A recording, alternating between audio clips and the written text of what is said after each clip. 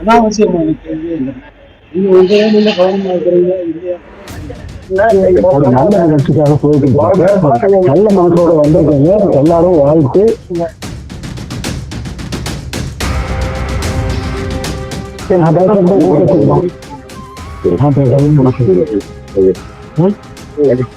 இது என்னுடைய பெருமை, இது நாட்டினுடைய பெருமை.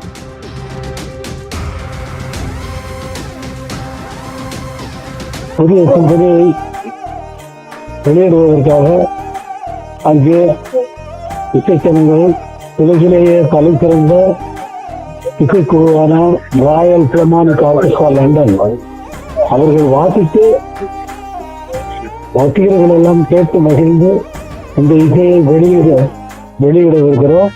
8ஆம் தேதி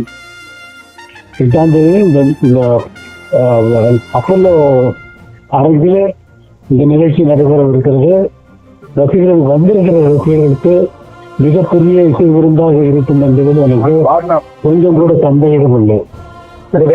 எத்தனை கலைஞர்கள் அவங்க வந்து தமிழ்நாட்டில் இருந்து உலக அளவில் நம்ம ஆண்டவர்கள் எல்லாம் பார்க்கக்கூடிய அளவுக்கு பிரமிக்கக்கூடிய அளவுக்கு மிகப்பெரிய எவ்வளவு மகிழ்ச்சியா நீங்க உணர்ந்து எவ்வளவு மகிழ்ச்சி உனக்கு இருக்கு? எனக்கு தெரியுது இல்ல, உனக்கு அப்படி இருக்கும்போது எனக்கு அப்படி இருக்கும். வாழ்த்துக்கள் சார். ஒரு தமிழரை எப்படி உணர்வு? தமிழரை ஒரு மனுஷனா ஆசியாவிலேயே வந்து நீங்க 1993 ஒரு செங்கலாக தெரியல ஒரு நல்ல நிகழ்ச்சிக்காக போயிட்டு நல்ல மனசோட வந்திருக்கீங்க. எல்லாரும் வாழ்த்து. நல்லபடியா இந்த விஷயம் நிகழ்ச்சி நடத்துறதுக்கு இறைவனை எல்லாம் வேண்டிங்க. இது வந்து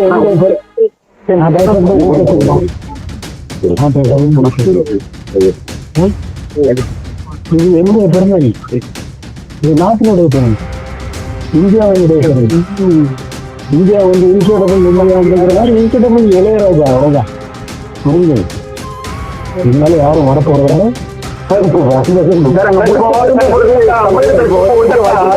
ஒரு பதிவு சொன்னாரு. உன்னுடைய பாடல் எல்லாருமே யூஸ் பண்ணுவேன். நான் வந்து காப்பிரைட் கேட்க மாட்டேன்னு